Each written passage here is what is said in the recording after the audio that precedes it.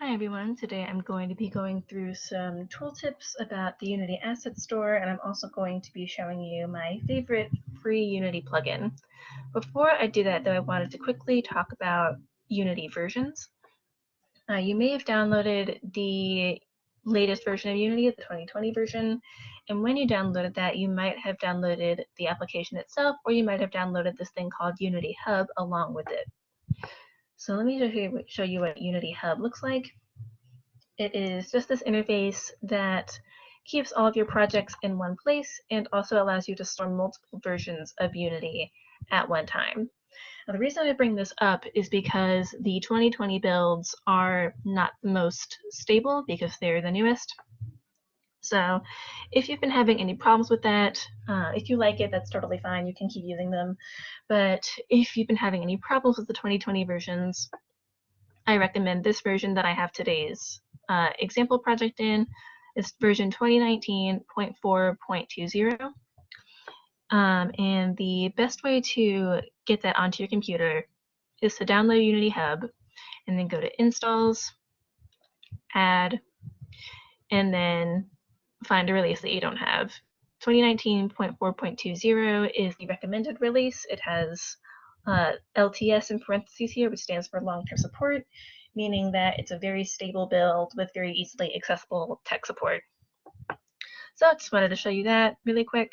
Unity Hub is just an easier way to get these installs and manage them than trying to look for them on the website. So this is a tool you should download regardless of whether or not you do decide to switch versions. But if you do, this is the one that I would recommend.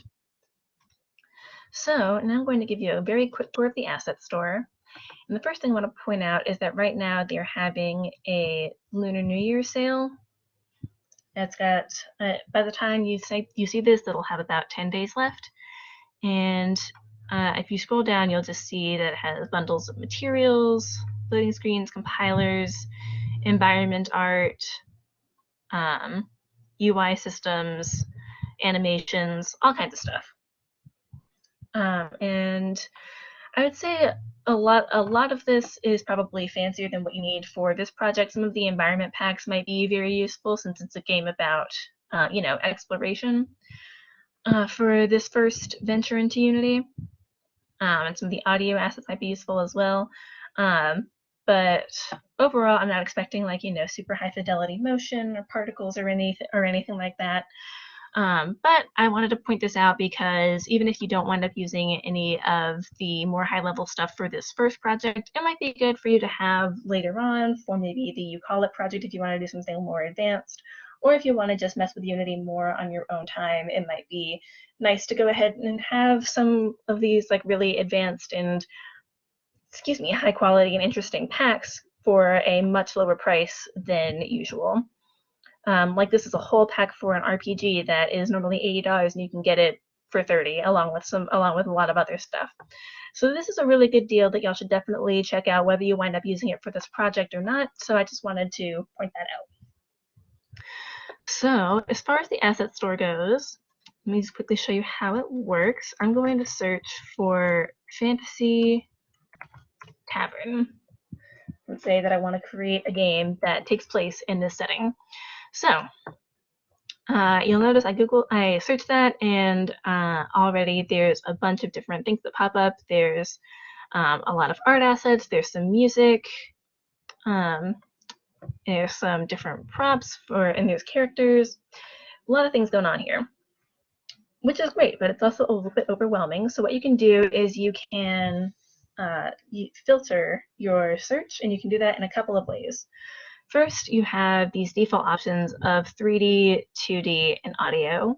And as you saw, you can do drop-down menus to make that more specific, narrowing to characters, environments, props, textures and materials, music, and sound effects. And there's a couple more of these based on what you search, but for what we searched for Fantasy Tavern, these are the options. So let's say I wanted to look at 2D Fantasy Tavern assets. There's only 3, so it pulls them up. And you'll notice that none of them are free, which, as a college student is not my bag, so I don't want that. So I unclick 2D and then I click free assets instead. And this automatically shows all of the stuff that's free. And then I can narrow that down further by specifying whether or not I want audio or 3D environments. So that is just a quick view of how you can browse the asset store for, yeah, I can select multiples. That's just a quick example of how you can browse the asset store based on specific criteria that you want to meet. If you have a very particular idea of the setting or sounds that you want, that is how you'd go about doing it. You can also search by version. Most versions will automatically be supported, but if you're using Unity 2020, I would definitely highlight that because a lot of assets don't support that yet. So I would definitely check this one to see if that impacts your search. For this one, we got pretty lucky, and everything here would work in Unity 2020. So that's great. Next, I want to talk a little bit about the characters that you can find on the asset store. Let me uncheck this.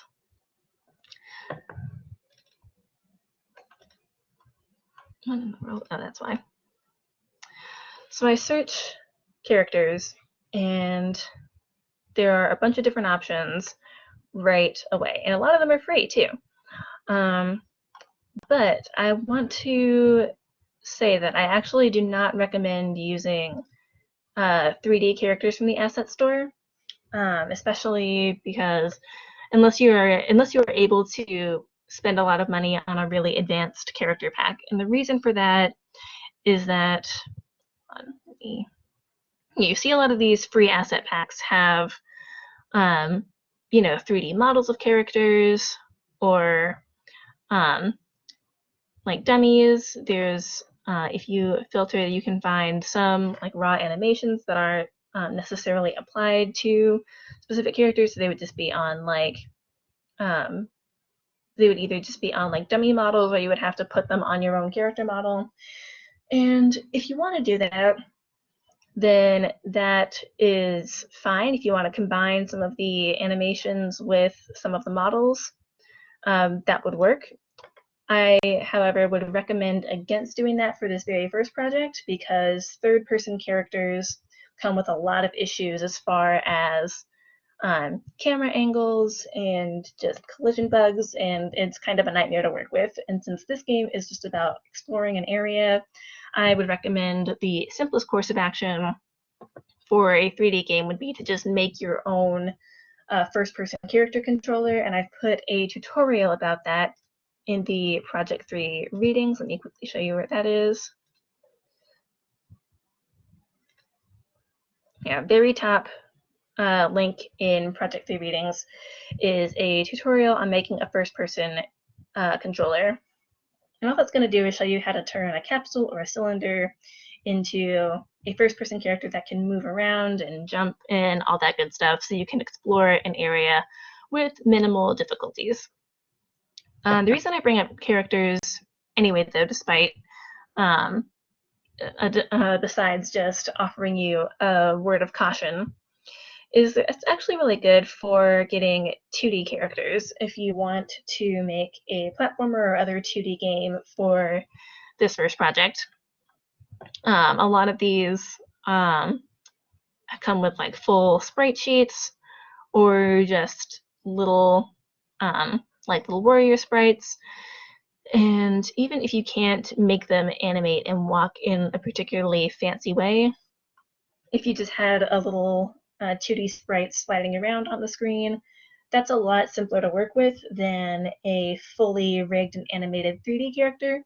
So if you wanted to make something like that, you could look into the 2D characters, and I think that would be an all right course of action for getting a 2D game up and running. So yeah, that's the basics of the asset store. It's really good for finding it's very good for finding environments. It's pretty good for finding sound effects as well. Characters kind of goes back and forth.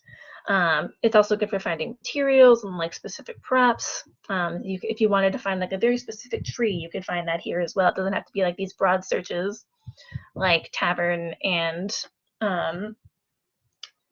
characters. You could search for things like you could search for things like bush, and it would give you a bunch of like plants and vegetation that you could use to spice up your environment. As you're scrolling, you can also, as you'll see, there's these little hearts. If you saw an asset that you liked, you could save it. If I clicked on it, that just moves right over here next to add to my assets. And yeah, so then if you want to go to saved assets, it'll save things that you like for later. The other main tab you need to worry about is this My Assets tab. And that'll show you everything that you have already downloaded. And so what will happen there is if you say open in Unity, it'll say open in Unity Editor. And then it will take you to this page called the Package Manager. And you'll notice that it didn't go, this is the one that I actually clicked on. It didn't go straight to that one because I have a million downloads. So I probably just got a little bit confused, but I'm going to download a new asset start to finish so you can see how that would work. A quick word on the Package Manager while we're in Unity. You can access this window by going to Window, Package Manager, and this is just where you're going to download and import all of your assets, which I will show you how to do in a second.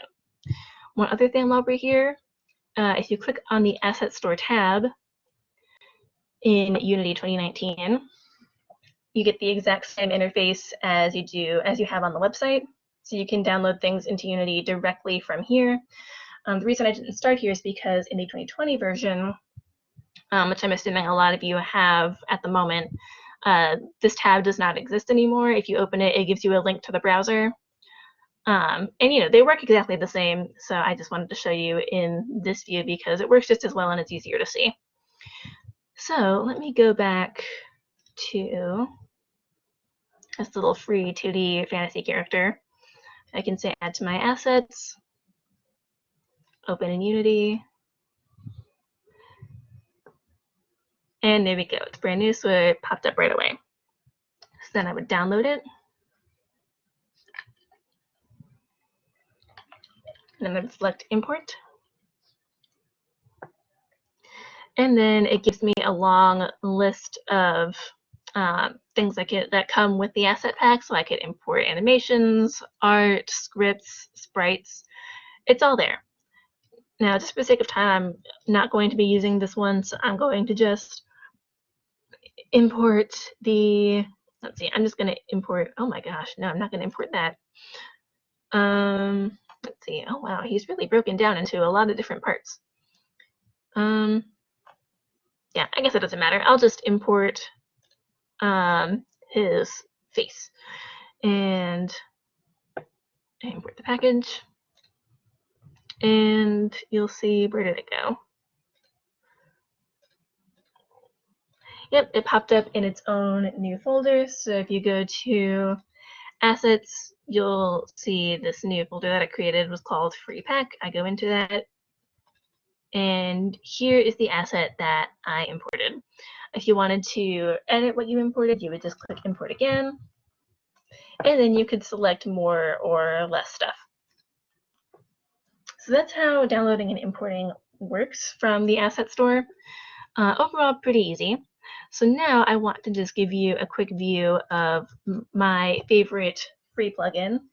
I don't know what, just quick note, I don't know what is going on with my Unity. It has this really weird tint, this yellow-green tint on all of my assets in the scene view, but it looks completely normal in the game view, so just ignore it, don't worry about it. But anyway, so my favorite asset store plugin, which is free, is called Fungus. Let me start by showing you its asset store page.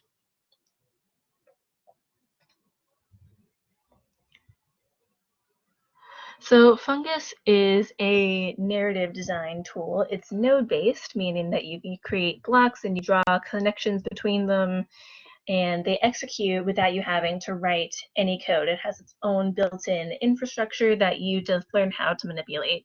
As you saw in that last scene, you could make the camera pan around a scene, you can make characters' portraits pop up. In this scene, you can have interactable objects and animated characters. And all of that is handled within Fungus. It's a very powerful program that is completely free. It's definitely optimized for 2D games. As you can see, a lot of these examples are like visual novel style, like point and click, but you can also use it for 3D games. Let me just scroll through really quick. Yeah, this just shows you how the node-based things work, how camera panning works, how complicated your webs can get, all the different stylistic choices you can make, how it works in both 2D and 3D, how it works with Unity's animation system, how you can animate your own characters. Or this is a separate download. I actually had never used this, so I don't know if it's free or if it costs money. But if you want to try doing spine animations for 2D characters, this might be something good to look into. It also has really exhaustive documentation and tutorials on their website, as well as a discussion board where people using it can talk about their problems and solutions with the program. So I'm just going to give you a really quick demo of how Fungus works. So the first thing you're going to do is you're going to go to Tools, Fungus, Flowchart window when you create it. And I've already gotten mine started, so you can see I already have some blocks in there, but normally you'll just have this little blue block at the very beginning. After you've created your flowchart, which will normally pop out in a separate window, but I like to drag mine down into the console window so that it's not overlapping everything. Once you create your flowchart, it will create this object in the sea with a little mushroom next to it, which starts out with the default name flowchart, but you can change that to beach strip or whatever makes sense to you. This is just what I made it for this project, given the nature of the example I'm going to show you. And then this has the script for the flowchart attached to it. And that's all you really need to worry about here. This is just what controls Fungus. You see there's a little button here that lets you open the flowchart window. Mine's already open, so it didn't do anything. But yeah, all you need to know about this object is that it controls all the Fungus interactions. You need it in your scene, but other than that, you really don't have to touch it. So I've created this little example scenario where you are at the beach with your friends and they're going to have a party on the beach later that night. So I have two scenes. You'll see over here, I have beach day and beach night, and then I have view 1 day and view 2 night. Now what views are is those are positions that the camera is going to move to. So let me show you quickly how I would create one of those. I think the best way to do that is to move the camera to where you want it. And once you have that, you go to Tools, Fungus, Create, View. And I find the best way to do this is to copy your camera component transform and paste component values in the view. That way you've made the view exactly where your camera is, and so you know exactly where to expect it to pop up. But we don't need that one because I've already made one to start, so I'm actually going to go back to view 1, copy that component, and put the main camera back where it's supposed to be. And yes, the new view has been deleted already. So that's just a quick start. So now I go to the start block, and you've noticed that I've already added something called fade to view. The way you add these commands is by clicking this plus button. So the way I added this one was fade screen, fade to view, fade sprite. You can fade a lot of things, but I wanted to use fade to view because I think that's just a pretty simple way to go about things. As I showed you how you can create views very easily in the system, and that's very in the scene view rather. And it's very versatile. You can create views that are really zoomed in for panning across a scene, or you can create them very zoomed out, so you can, pan to entirely different scenes. It's very useful. Well, not pan, fade, but you know. So let's see, when I click the game view, it fades in. I don't know why the ocean isn't showing up, but we're not going to worry about that for now. So I click this and it executes the fade command, but it doesn't do anything else. We need some story here. So what I would do is I would open the commands and I would add narrative. And this gives you a lot of different options. The biggest one you're going to want to worry about is say. This is how you're basically going to make any text appear on screen. So I want to say, hey, are you coming to the party tonight? And if I press play,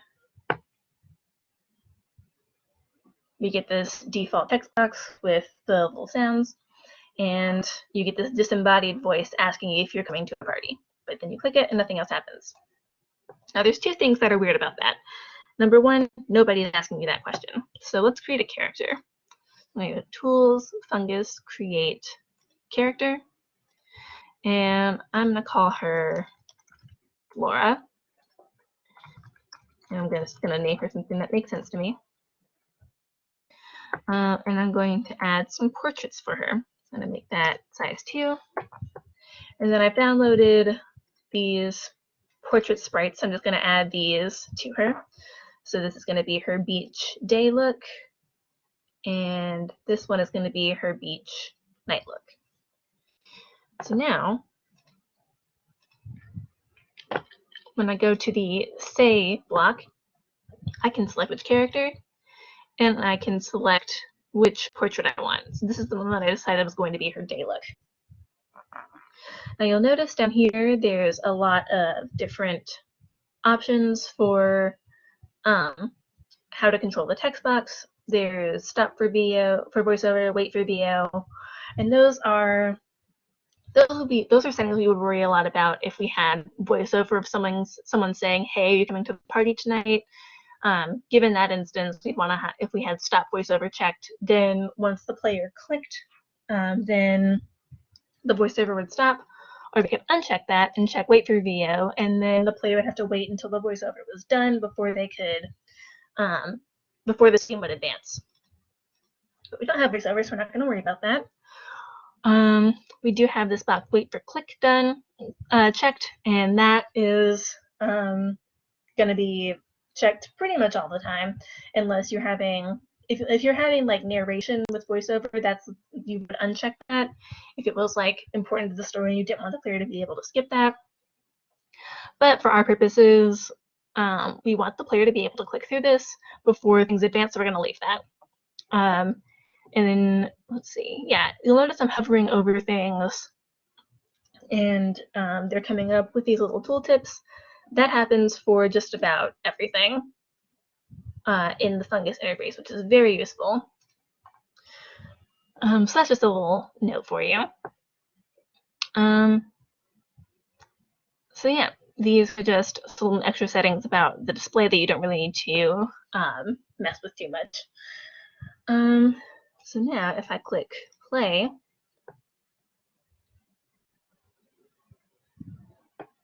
you see the portrait was activated, and you can't see it very well because of the white background, but there's a name tag that now says Flora right here. But then I click it and still nothing else happens. So I'm going to add a couple of menu options. So I'm going to type in menu, get rid of menu, and I'm going to add another one. And this is one of those things in narrative design called a bottleneck, which gives the player the illusion of choice. We're going to give them two different things to say, but they're going to have the same end result. So first we'll say yes, and then we'll say I'm going to be late. So when we say yes, you'll scroll down and you'll notice that it says target block. So I'm going to target the answer yes block here, and then I'm going to target the answer late block here. So you'll notice in the flowchart that when I made those connections and called those blocks, the start button linked to both of these blocks, but neither of them has anything in it. So I'm just going to give a very subtle difference in Flora's response. So I'm going to have Flora respond. If you say yes, she'll just say, great to see you there. If you say you're going to be late, then she'll just say,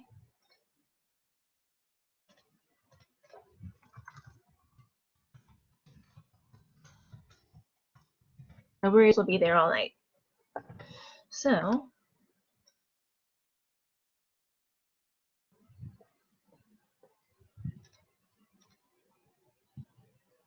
that's one option. And now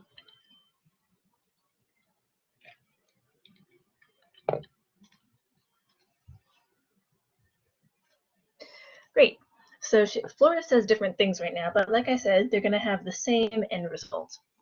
So I have one last block here called night, and this already has another fade to view that will show the night scene. So what we're going to do is at the end of each of these blocks, we're going to add something called a call. And all that does is that's going to create a link between the block that you're putting the command on and a new block. So I'm going to link this to night. I'm going to call night, and I'm going to put that on both of the answer blocks. And then in the night block, I'm going to add one more line for Flora. And I'm going to give her a new sprite with a new hairstyle because it's nighttime and she's changed her outfit. And she's going to say, hey, glad you made it as soon as you get there, regardless of which route you take.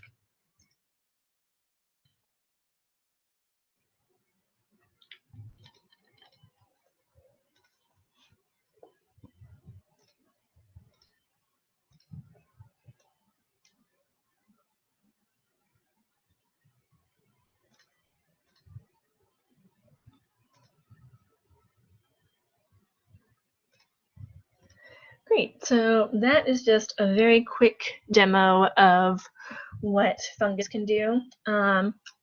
Actually, I don't have anything prepared for the 3D version, but let me just quickly give you an idea of how that would work. So you see this block right here, execute on event. At the start, you have it execute at game started. And then because there's like calls that link to all these other blocks, you really don't have to worry about what event those are executed on because it's kind of controlled within the flowchart. Let's say you wanted to add a block that executed for a different reason. In 3D, one of the easiest ways you're going to be able to do that, in general, you can make these activate when someone presses a key, during animation, when a character pops up, and none of these are limited to 2D. You can use all of these in 3D. But one way that I think is especially useful in 3D is when something triggers. So what I'm going to do is create, oh, I meant to do a cube, but whatever. Create a 3D object, and I'm going to select the collider is trigger. I'm going to turn off the mesh renderer. So in the scene, you wouldn't see it. It would just be this big circle that players could walk through. And I'm going to actually tag it, trigger. And then over here where it says tag filter, I can add a new element that says trigger. And then be able to add commands and say,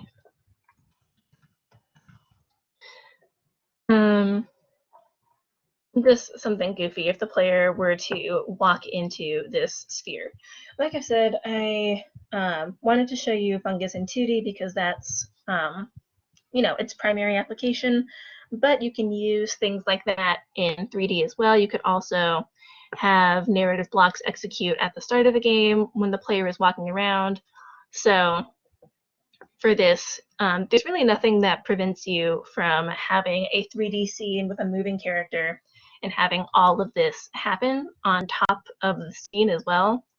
So yeah, you can really use this for anything. I just wanted to show you that there's different ways to execute events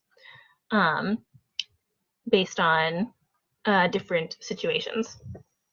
So that's going to be it for today. You're not required to use Fungus by any means. I just think it's a really excellent free plugin, so I wanted to show it to you guys, and I hope it is helpful.